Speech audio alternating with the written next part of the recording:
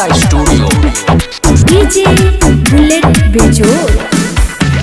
सट जनी हट रह हमरा से तनी दूर, आइल बाटे हमर हम पानी मजबूर।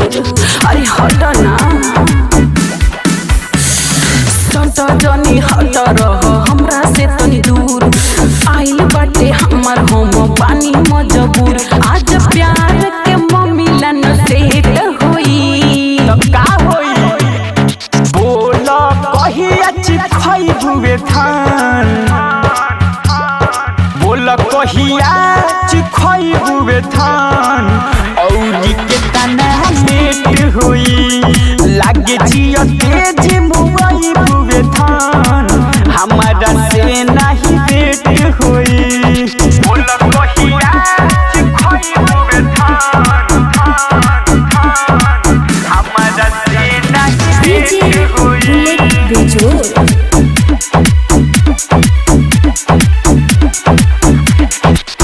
डर लगे हमरा रह जाई हो, खेला होई भर लगाई हो, खेला होई भर लगाई हो।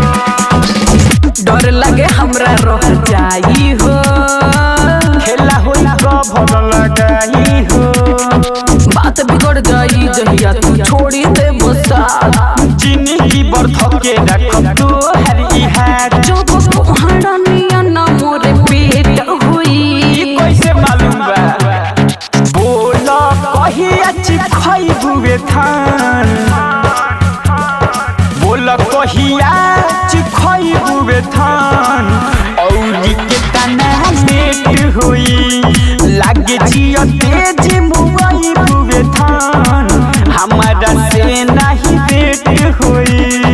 बोला कहिया चिखई बुवे थान, हमारा से नहीं बेट होई। डीजे बुलेट बेजोड़।